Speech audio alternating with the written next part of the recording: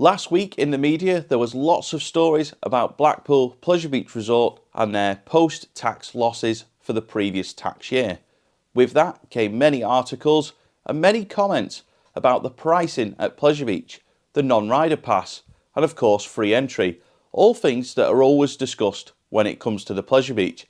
And in this video, which pretty much is now an annual video here on Your Experience Guide, I'm going to be having a look at the subject of pricing at the Pleasure Beach. Is it too expensive or are they offering great value?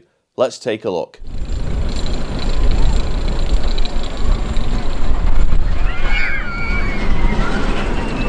So hello, I'm Scott, you're watching Your Experience Guide, and like I say in the intro, today is going to be about the pricing at Pleasure Beach. But first, just a little note on the post-tax losses thing. I've seen a lot of comments on social media that because of these losses, it means that Pleasure Beach are in the red, they're going to go out of business soon, they need to be bought out by somebody. That is not necessarily the case. A lot of companies will put losses on their tax records because they may have spent more than they've earned. That doesn't mean they're about to go bankrupt. It happens in a lot of scenarios where a company in a tax year will reinvest into their company, whether it'll be, in Pleasure Beach's case, whether that'll be refurbs, new attractions, or all different stuff that they might have spent money on, and they may well have spent more money than what they've made. So it doesn't necessarily mean they're about to go bankrupt or they need to be bought out. It just means in this scenario they've spent more than they've made.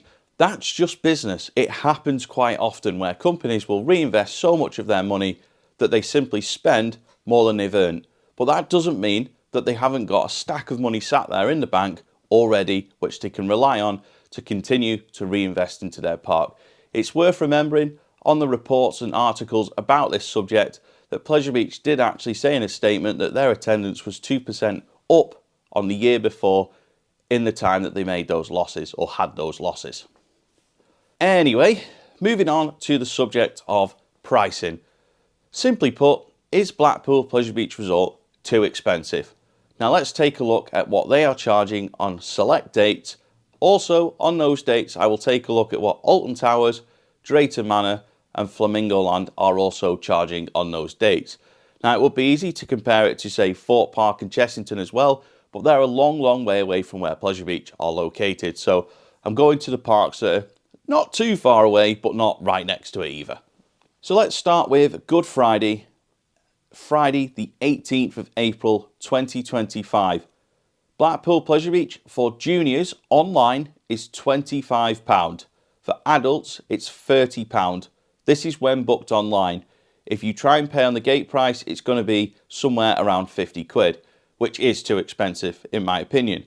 However, the online price currently at the time of recording is £25 for juniors, £30 for adults. That's on Good Friday. Opening times are 10 AM to 5 PM. On the same day, Alton Towers are charging £37 online for a 10 AM to 6 PM day. Also, Drayton Manor, £27.50. That's an online price once again. Their opening times 10:30 AM, 5 PM. And lastly, for Good Friday, Flamingo Land, £46 online.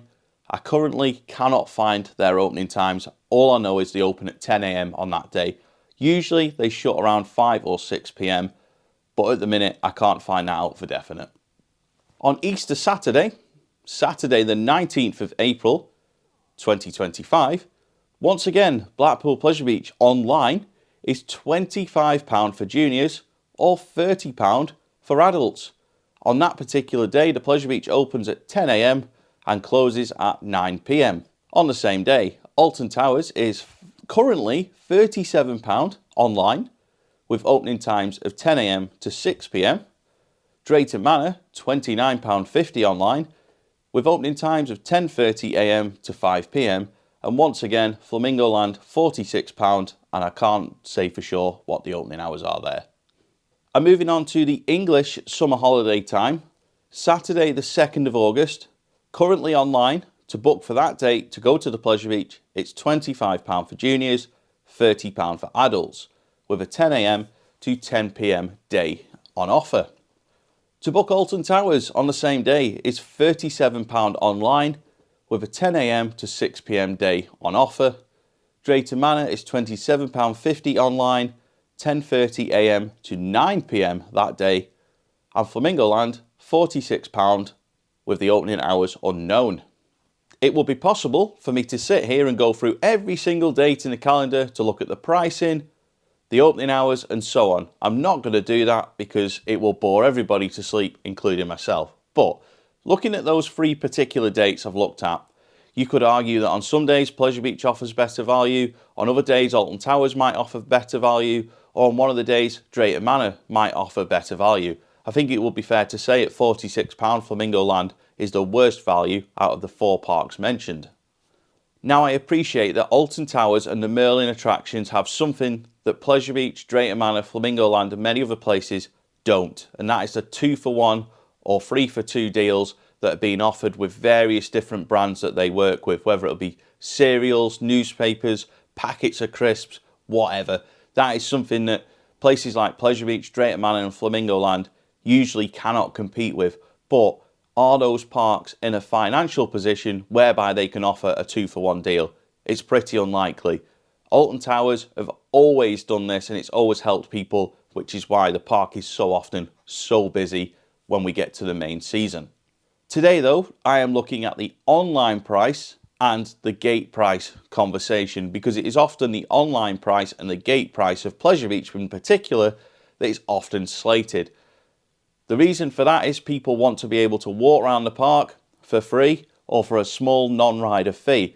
Now I will get to that subject shortly, but on the subject of unlimited riding, Pleasure Beach, in my opinion, are offering as good as value as Alton Towers, Drayton Manor and better value than Flamingo Land as far as the online pricing goes. On the gate prices are extremely expensive at most places. I mean, Alton Towers, it's nearly 70 quid. Pleasure Beach, it is 50 quid for adults. It's a lot of money on the gate. Does anybody actually pay those prices? Does anybody walk up to these places and pay the on the gate fee? Because if they do, what have they been doing? How have they missed all the offers? I do understand walk-up custom at Pleasure Beach because it is a seaside amusement park by rights. That's what it is. I mean, people will always see it as that. I mean, you read the comments and people are still calling it a fun fair or a fairground. That's probably a little bit wide of the mark. I would say they are very much a seaside amusement park, even if they are trying to move to the image of being a theme park. In my opinion, they are still a seaside amusement park, but that's why they will get walk-up custom. Now, of course, with Blackpool Pleasure Beach Resort, the thing that people will always complain about online is that free entry is no longer available. It hasn't been available since October 2008. If it wasn't working for them as a business, if free entry was something that the business needed and they were looking at it going, this is what we need to be able to build another ride like the big one, another ride like Valhalla or Icon, then it would be back in place. Free entry would be back in place if the company was suffering because it's no longer in place. Now, of course, we can all have our opinions on how not having free entry available to people may or may not have affected the business. The company was struggling from about 2001 onwards. As soon as the park had wristbands and it wasn't just a paper ride park, things changed. So in my opinion, free entry will never come back to Pleasure Beach. I just do not see it ever happening. I think, like I say, if it was going to happen, it would have happened a long time ago. And I'm talking before COVID here, not in the last few years. I think it would have happened in the early 2010 era, maybe 2010, 2011. It didn't happen. It still hasn't happened. I don't think it ever will happen as far as free entry returning to the Pleasure Beach goes.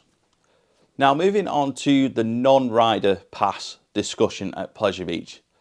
Now, I see this from both sides. Of course, Pleasure Beach will argue, we are an amusement park or theme park, we have rides, we want you to come in, we want you to use the rides, we want you to pay to use the rides, to pay to use the facilities in the park.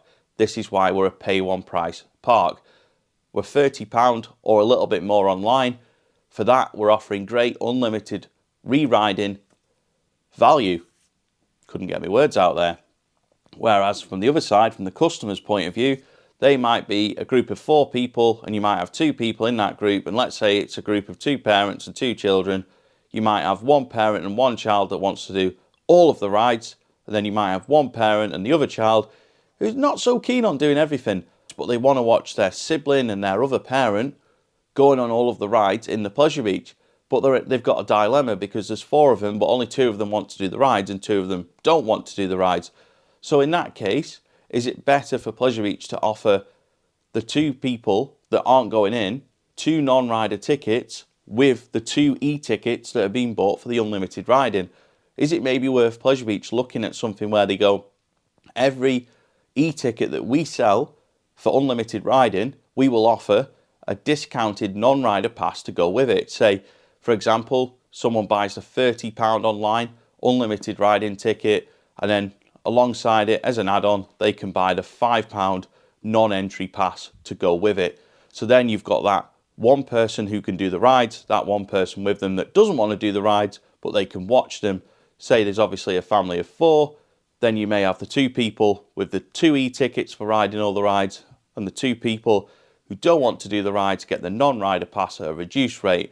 They all go in the park and they're all happy. So my conclusion in all of this is that Blackpool Pleasure Beach Resort is not too expensive for people who want to ride the rides. For £30 online for adults or £25 online for juniors on selected dates, sometimes it goes as high as £35 for adults. I think for what you're getting and what's on offer, that is great value for those of you who want to go and ride the ride. If you pay £30 online and you ride 8 or 9 or 10 roller coasters and then get on Valhalla, you get on Launchpad when it's open and you do a couple of the dart rides, it's less than £3 a ride. If you get all 10 coasters and nothing else, it's £3 a coaster. It's more than that at Hyde Park Winter Wonderland to ride about 7 different spinning coasters, all from the same manufacturer with a different paint job. It's like £7 a coaster. So I think in terms of the unlimited riding price, I think Pleasure Beach offers great value. I think Alton Towers offer decent value as well online. I also think Drayton Manor offer fairly good value online. Flamingo Land, £46, way too expensive, which is why I jumped on their £29 offer the other week for any date as well. Of course, you can get flexi tickets or different offers that are out there for these parks where the prices will be variable and different from what I focused on in this video. But I was very much looking at online prices on selected dates. And my other point for my conclusion of this video is that in some form, I think Pleasure Beach would benefit from there being a non-rider pass available. How they implement that into the park's tiered pricing structures, I do not know. But I just think that in some ways it would benefit them massively, especially when you've got groups who are split in terms of those that want to do the rides, those that just want to sit and have a beer, a coffee, a soft drink. Especially during things like the summer or when Oktoberfest is on, because you might get a bunch of people that know Oktoberfest is on at Pleasure Beach and might be thinking, you know what, we're not really that interested in doing all the rides, but some of us want to go and do everything, and other people in the group just want to watch the Oktoberfest entertainment and get drunk. Now for me, getting drunk in a theme park is pointless. I go for the rides, but some people like to do it. So I can see the benefit of, say, the non-rider pass being available at that time of year. It would be great to see a non-rider ticket available alongside the e-ticket at the Pleasure Beach. But again, I understand that it is a difficult one for the park to figure out how to implement, how best it's going to work for them. Is it going to be financially viable for them to offer such a thing? Who knows at this point? So that is all from me in this video today. Please let me know in the comment section below what you think about pricing at the Pleasure Beach and all of the parks in the UK. If you have enjoyed this video, please hit the like button. It's the little thumbs up below. Please comment. Please subscribe to Your Experience Guide. Many thanks for watching. I'll see you next time.